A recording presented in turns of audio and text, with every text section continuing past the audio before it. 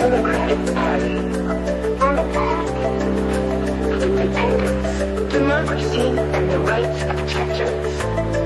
We are strong only together.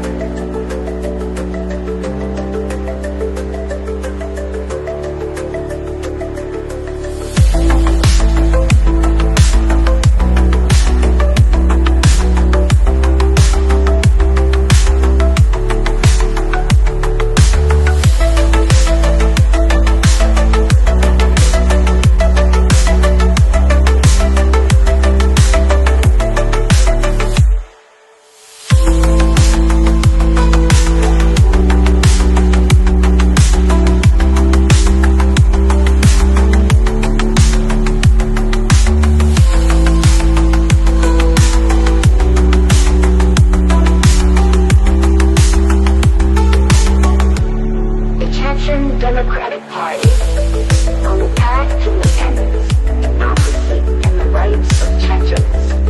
We are strong only together. Шалдущик Махквай. Приветствую всех на канале Чеченской демократической партии. Ставьте лайки, чтобы о нас узнали больше. Подписывайтесь на канал.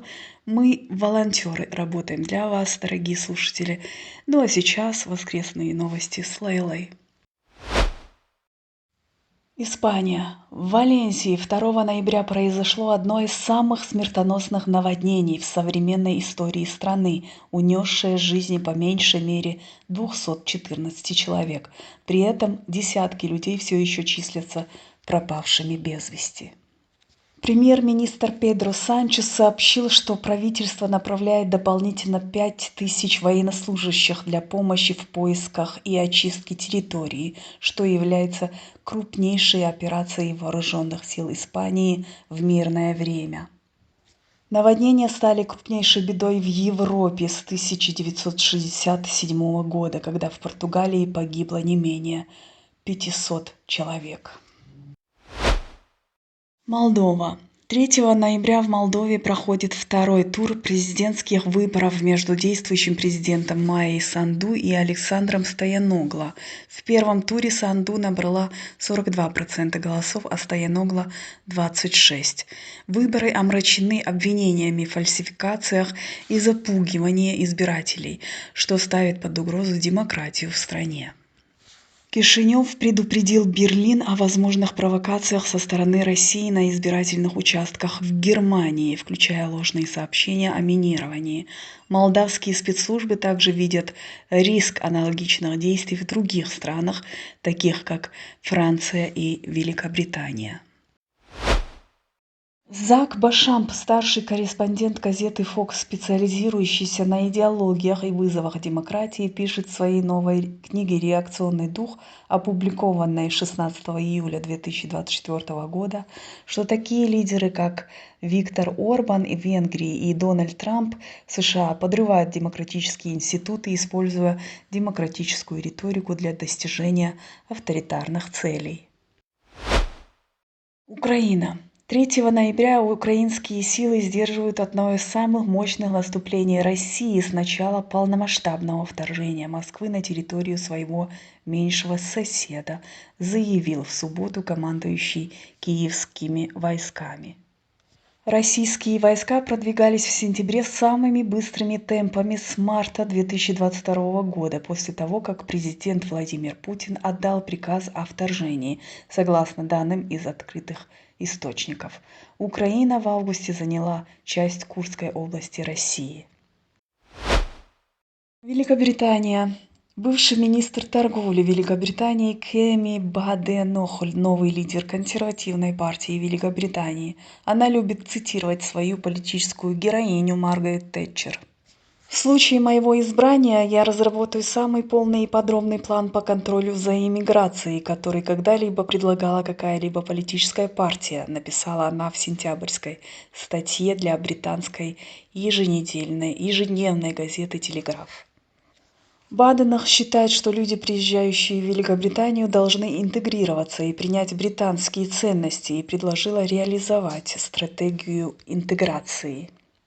Мы никогда не должны позволять тем, кто приезжает, злоупотреблять нашей толерантностью, чтобы подорвать те самые ценности, которые позволили нам добиться успеха, написала она в Телеграф. Американский производитель чипов Intel сталкивается с одним из самых сложных периодов своей истории, завершив последний квартал с чистым убытком более 16 миллиардов долларов.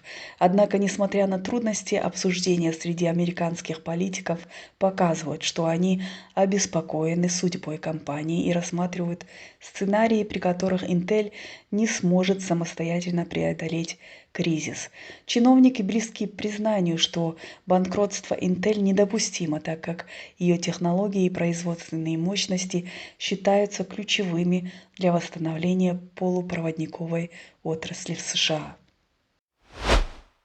Чеченская республика. На Российский университет спецназа ГРУ в городе Гудермесе в оккупированной Чеченской республике 29 октября была совершена беспилотная атака, в результате которой загорелась крыша пустующего здания.